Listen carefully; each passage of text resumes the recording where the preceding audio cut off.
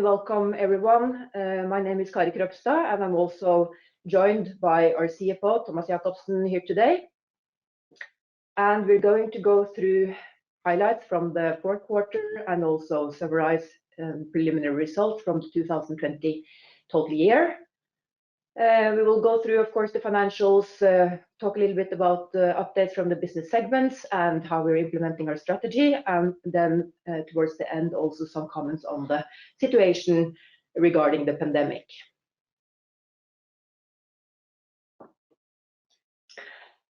Okay, so the fourth quarter sales ended close to last year. As we can see, 94.2 million NOK in revenues. So a slight decline in Norwegian currency versus the same quarter last year. And it's still effects of the COVID-19 pandemic that we are seeing, postponing elective surgeries and then also sales revenues. We can see that we still have some favorable currency working for us. So taking that into account, the currency neutral sales is declining this quarter by 7.2%. Still, this is an improvement from the second quarter and the third quarter, which showed 19.3% and 9.7% currency neutral decline, respectively. So we do feel that we are at least stabilizing in this situation and probably seeing a slight recovery from the pandemic. And we'll talk more about that later in the presentation. Of course, the US represents almost 1/3 of the global market opportunity for Medistim and also makes up about 45% of the sales from our own products today. So what happens in the USA impacts our business in total to a large extent. And the US sales decreased, as you can see, 23.2% in Norwegian currency and almost 28% in dollar. And in the fourth quarter, we see effects of the very challenging period that this country has been through due to the pandemic. And as you will recall, we saw growth of 6.5% currency neutral in the third quarter after the first hit of 36% decline in the second quarter currency neutral. So I think all of us have followed really the US pandemic situation in the fourth quarter, so this result should not come as a surprise. When it comes to the other regions, sales in Europe actually increased by 19% this quarter, both driven by good development in our own products, especially helped by some interesting developments in the Nordic area where we have a very strong position. And we'll talk a little bit more about that later on. And also very strong contribution from our third-party sales this quarter, up 33%. Asia and rest of the world were down for the quarter, 18% and 16% respectively. When it comes to the segment sales, vascular is a strategic area for us that we want to build a position, and we're following that very closely. And sales of vascular was down for the quarter by 26%. Sales of our imaging portfolio was down by 13%. So everything is really reflecting the lower activity level that we're seeing as a consequence of the pandemic. The good news this quarter is that the EBIT margin is up from 21.6 to 23.5, and as we can see, it's a very solid result, 22.1 million, growing by 12% over the same quarter last year. So we're continuing to deliver good profits. Another good and important milestone for the company was that we were able to sign a distribution agreement for India with LivaNova. And this is a market where we struggled for a long time to find really the optimal partner. And by this agreement, we feel that we really have found an excellent partner. And lastly, as a highlight for the fourth quarter, the board will suggest to the general meeting to pay a dividend of 3 per share for the year 2020.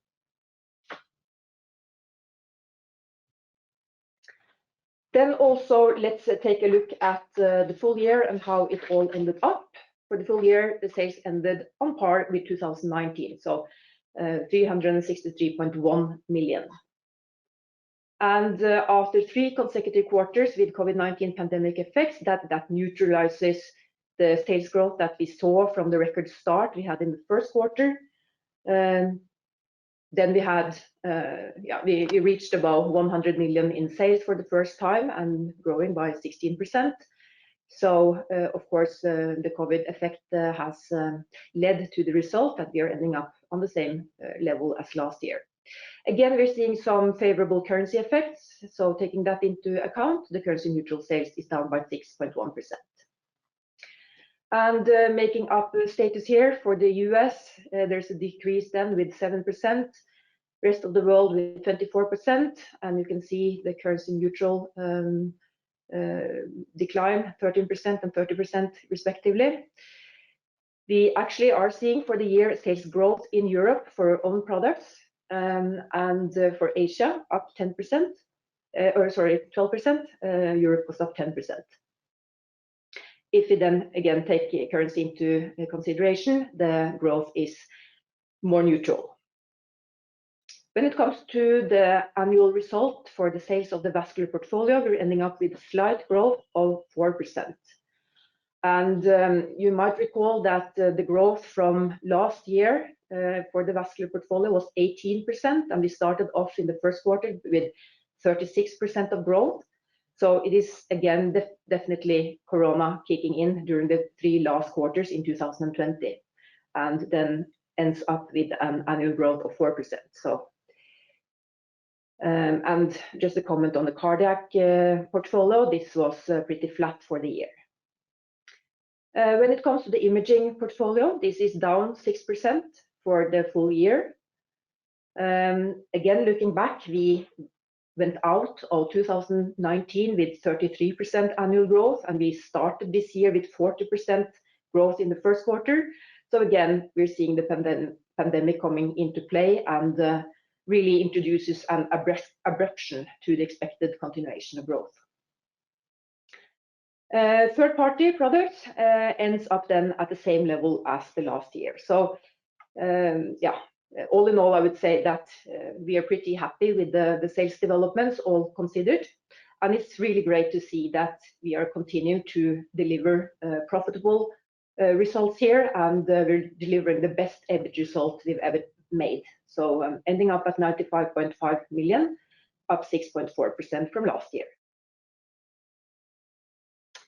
So by that introduction, I will leave it to Thomas to go through the details here, and I will revert with further comments.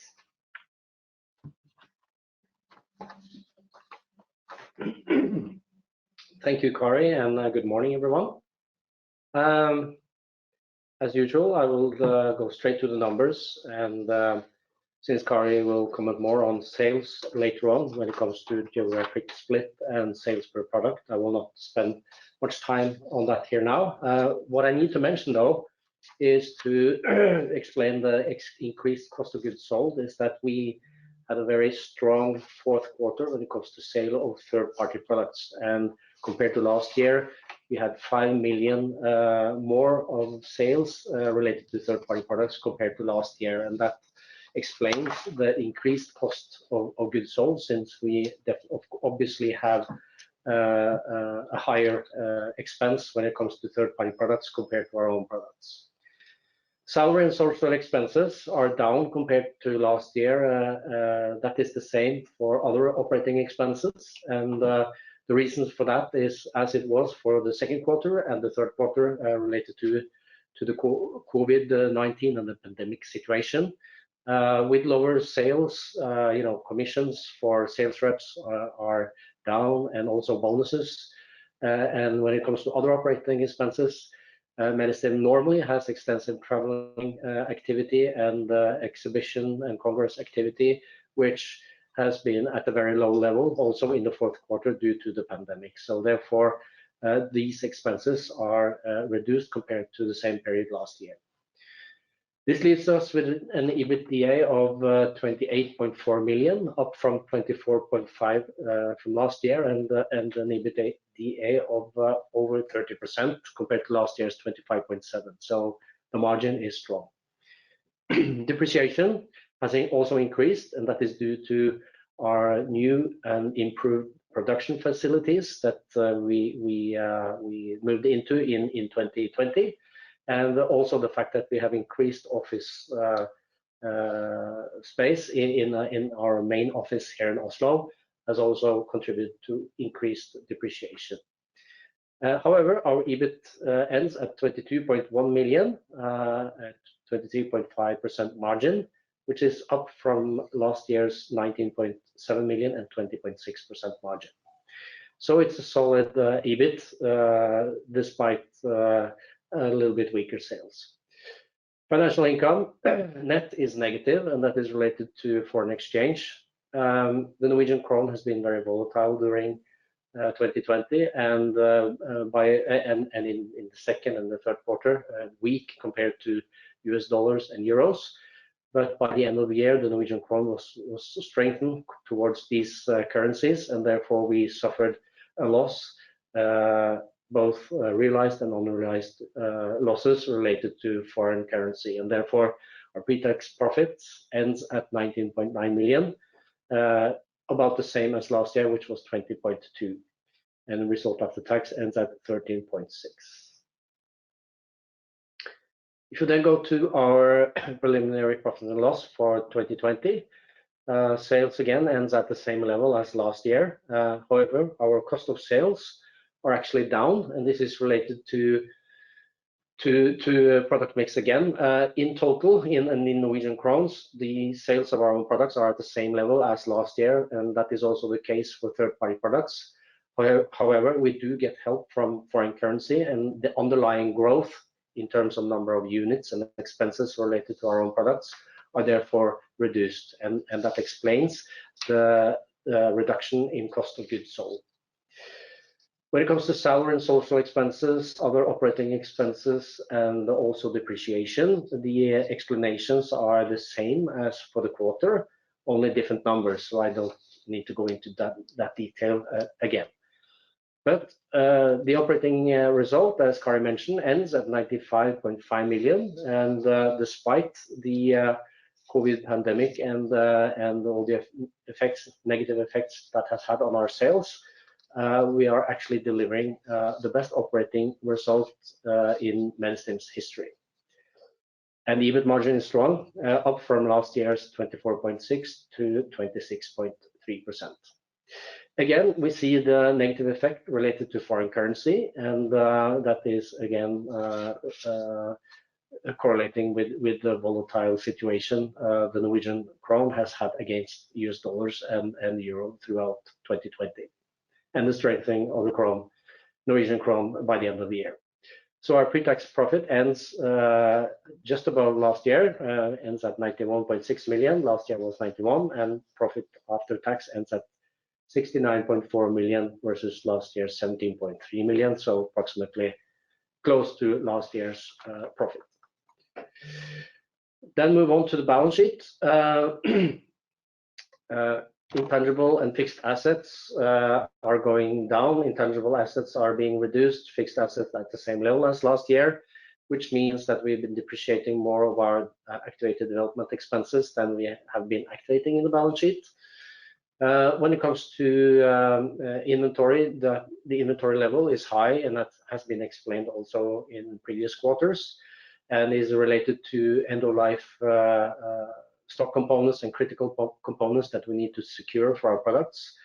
But we also see effects of the COVID-19, where sales levels are at a lower level than we anticipated when we were actually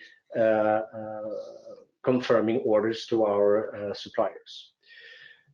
During the quarter, the board decided to pay out a dividend of 50 million NOK, and also mentioned here by Kari, the board will also suggest for the general meeting to pay a dividend of 3 per share based upon the profit from 2020. The 50 million paid in the fourth quarter was, of course, related to profit for 2019, and the board received an authorization to pay that, and kind of a wait-and-see attitude to see how COVID-19, the pandemic, was affecting Medistim.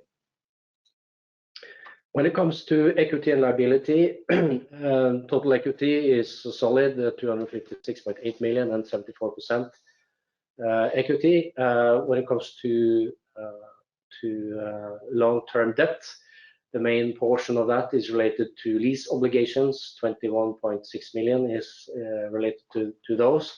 And then we have 7.5 million related to a loan from DNB, but also a loan in the US related to the PPP program, Payroll Protection Program, which is then the total debt in the balance sheet by the end of the year of just under 30 million.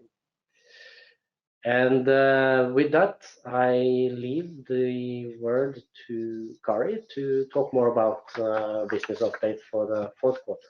Thank you.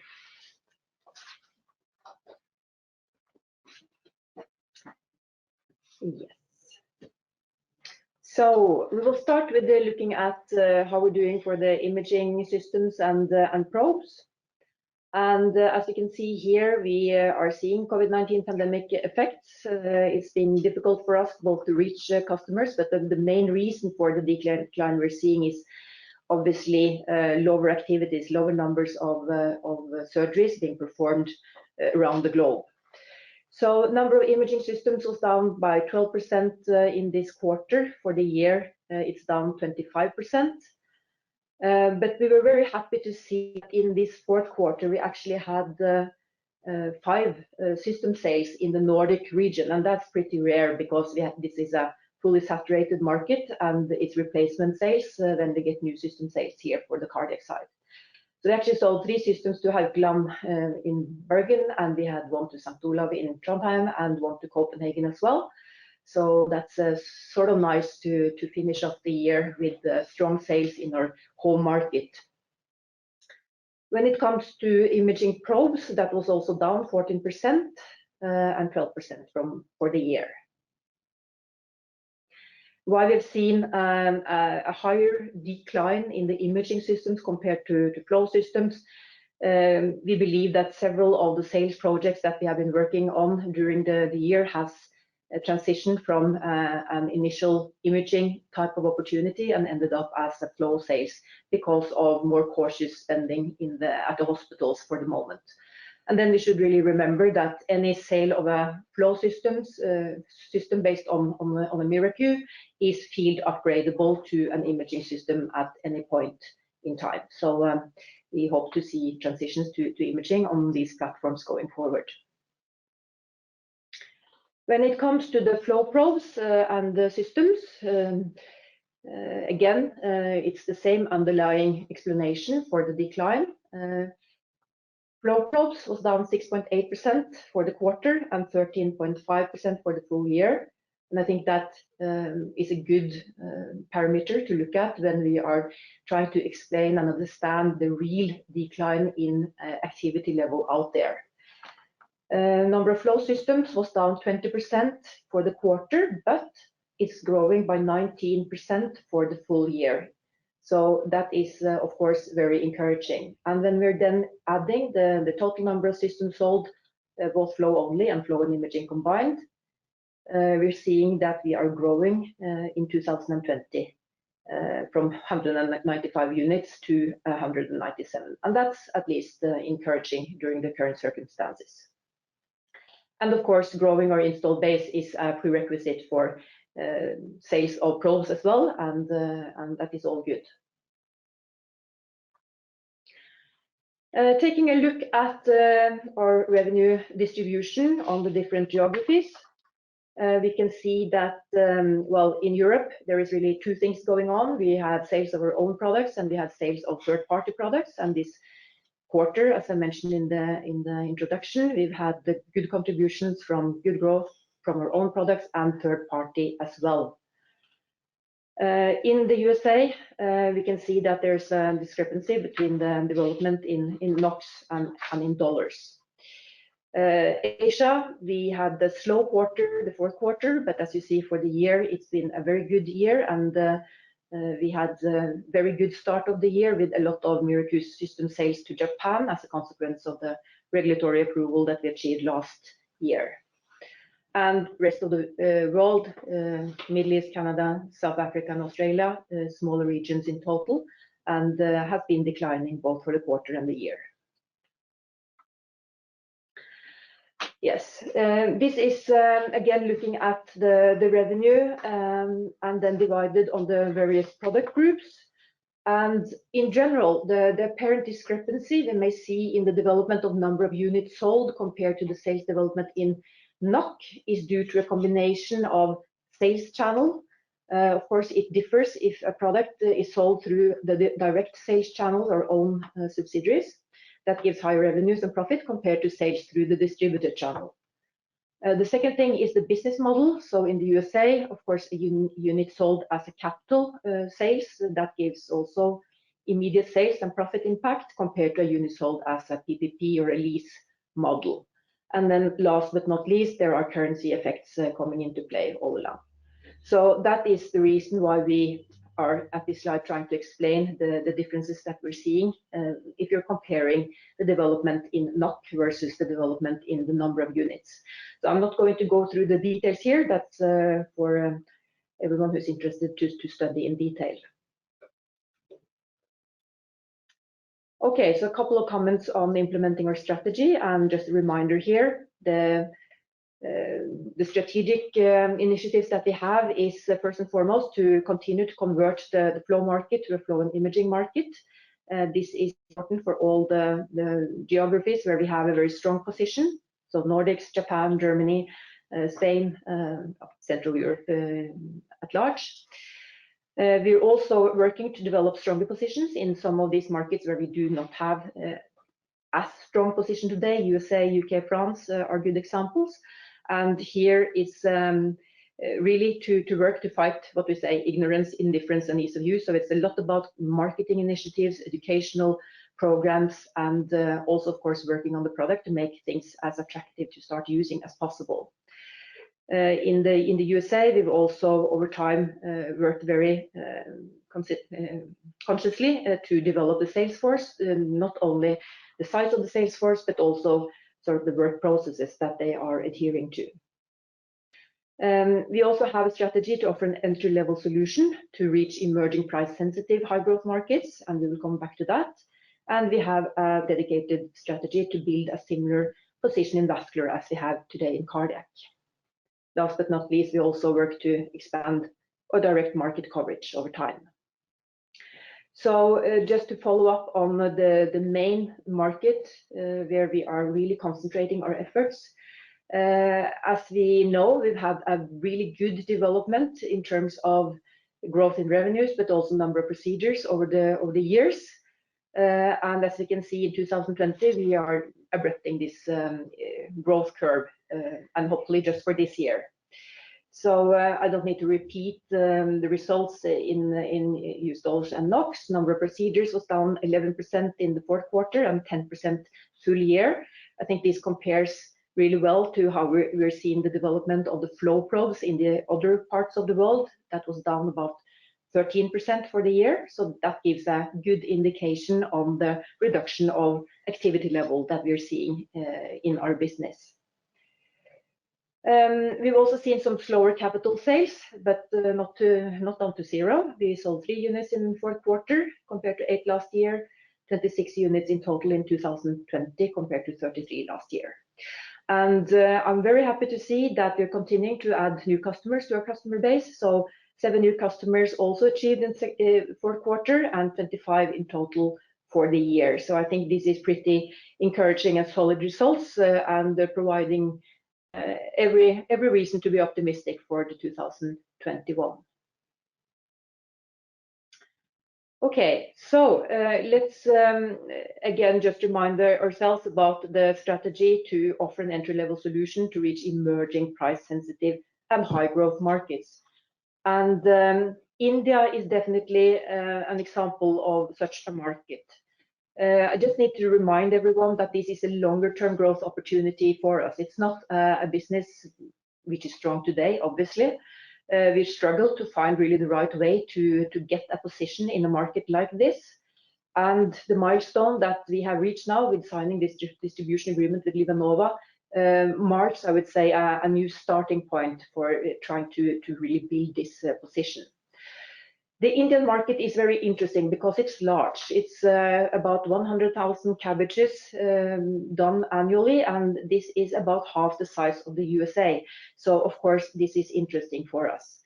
It's also growing at a faster speed than the Western world, where we're in many cases are also seeing a small decline over the years. So 7 to 8% annual growth is what we're seeing at the moment.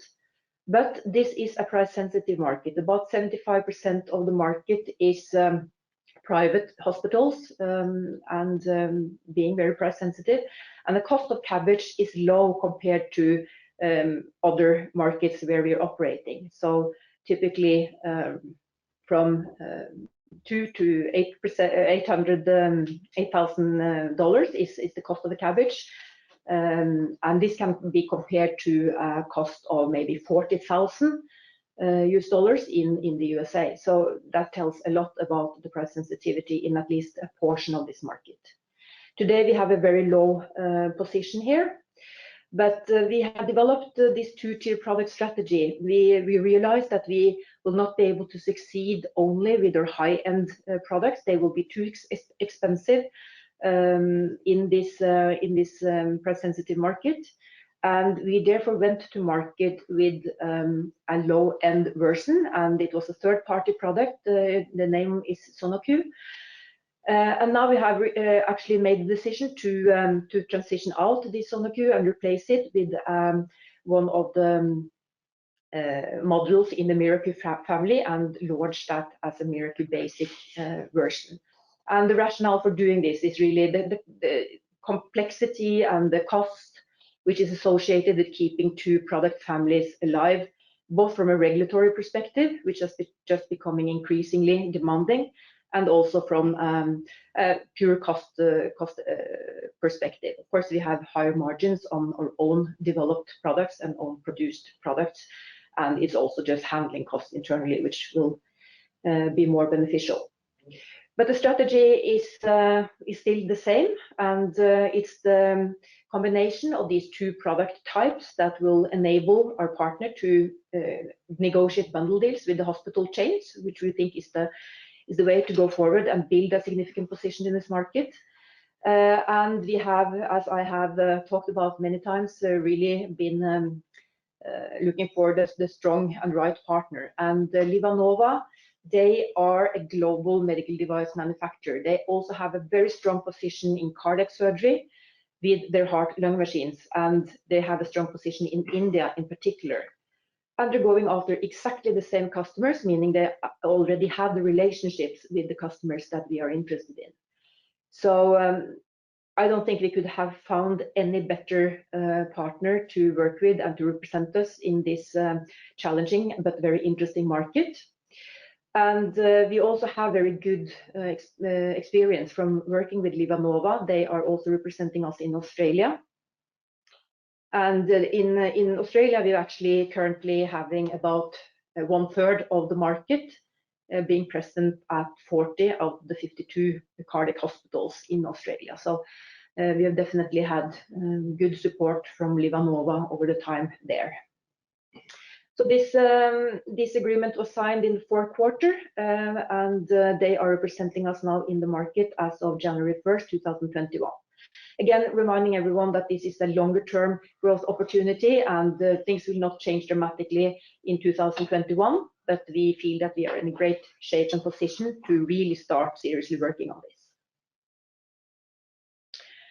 Okay, so lastly, just a few comments on the situation with the COVID-19 pandemic. So as we have all seen, there are continued negative effects on sales revenues in the fourth quarter. But we also do see some tendency of recovery and in lower impact on sales. So I mentioned that we started the year with really a record performance and 16% growth. Then we had COVID coming in the second quarter, which really impacted that quarter, going down 12.5% versus the last year. And then I think what we've seen in the third and fourth quarter is definitely that the hospitals have been able to adapt to the new situation. In the second quarter, everyone was caught by surprise. There was no capacity. There was struggling to find equipment and really to find a way to handle with this new situation. And in the third quarter and in the fourth quarter, we can see that they have found a way to balance the need for allocating resources to COVID-19 and at the same time being able to take care of the cardiac patients, cancer patients, and other patient groups as well. Of course, not to 100% capacity, but at least at a higher level. So I think that is what we're seeing still. Internally in medicine, I'm still very happy to report that we have not had any significant problems. We've had the health employees, the supply chain has been intact, our production has been running as normal. We have been able to contain costs, which is a good thing, and that has enabled us to deliver the best operating profit ever for a year. The cash flow has been solid, and even taking into account that we paid a dividend of 50 million for the year. So all in all, there is every reason to be happy with the overall result. But again, we're not quite back to normal. We are still suffering from the lockdowns and the restrictions to get in contact with our customers. Although I have to say that we have found solutions and developed ways to use, of course, all the digital platforms to perform not only customer meetings, but clinical evaluations and product trainings, which is really very hopeful, I would say, for the future. And we're planning to do a lot more of those type of things also after the COVID pandemic is behind us. This makes it so much more efficient to perform a lot more of these type of activities. So that's actually a very positive thing. We do believe that the continued positive development will take surgery activity back to the normal capacity. It's just a matter of time. And we are very hopeful to see that the vaccination programs are accelerating and that we will move towards herd immunity in more and more countries as we move towards summer. And that is very important for hospitals also being able to allocate more resources back to all the other patient groups and getting back to normal. So I think the worst is behind us, and we are definitely looking forward to 2021 with a lot of optimism. So with that, I think I will just check with my colleagues whether we have received any questions that we could answer. Yes, we have a couple of questions here, Kari. Yeah. If we can start with India and the market there. There's a question related to the volume of numbers of procedures, and I think that has actually been answered in the presentation. That we are estimating about 100,000 procedures in India per year. So I think you kind of answered that question. It came in quite early. Okay. But it's still related to India, and the question is, could you give some more color regarding the distribution agreement in India with LivaNova? Well, I mean, it's a very standard distribution agreement, very similar to the agreements that we have with other distributors all over the world. Our distributor agreements are pretty comprehensive, and of course, it describes very well how the responsibilities of the two parties are in terms of both marketing, sales, but also servicing the customers and following up on any potential patient events, etc., etc. So it's a rigid system. I think,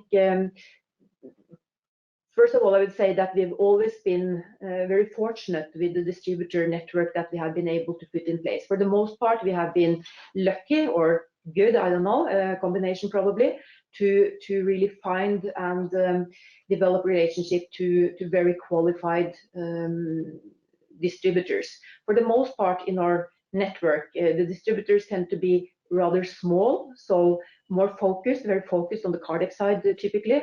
And it's always been important for us to make sure that medicine means something to our distributors, that it really constitutes a certain portion of their revenues, so that we know that they will be putting in the effort.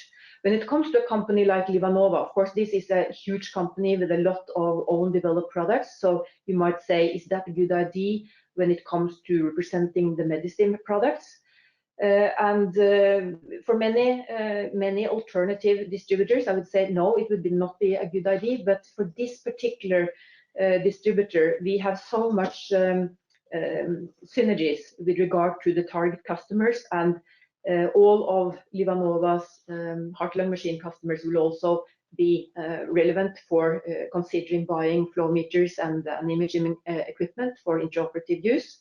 So it's just a perfect combination of the two. And as I mentioned, we already have tried sort of working with this company, and we're very impressed with the team in LivaNova, and also with the new team that we're starting to collaborate with in India. So all in all, we're very optimistic, but of course the job has to be done before we can say it's a success. Thank you, Kari. And we also have a couple of other questions that has come in. This is more related to general development in CABG. And the question is, how do you expect the gradual improvement in the market and CABG surgeries to recover in 2021? And when do you expect the US market to be back at 2019 levels? Yeah. I think this is a gradual process. I mean, US, since it makes up such a big portion of our total business, of course, what is happening there is impacting the total to a large extent. And what we've seen was that the fourth quarter, everyone has followed the news, and they have really been in a horrible state with infection rates reaching the roof, and maybe also with leadership that has not taken the situation seriously. These things hopefully are changing, and of course with vaccination, which I think is the critical change that we are seeing going forward, they will get control of this situation, and as I said, the hospitals will be able to serve the normal patient population as they used to. So it's just a matter of time. Hopefully we will see effects, hopefully in the first quarter.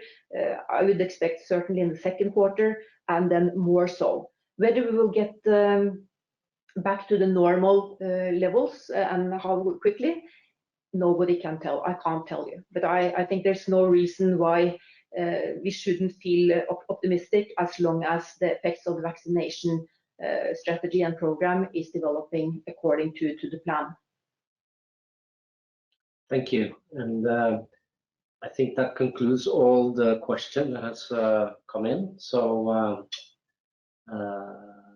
I think we have answered everything that's come in here, yes. And there's no other questions, which isn't. I think we're done with this part of the session.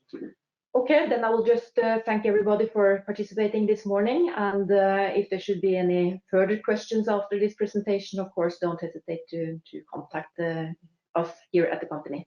Thank you very much.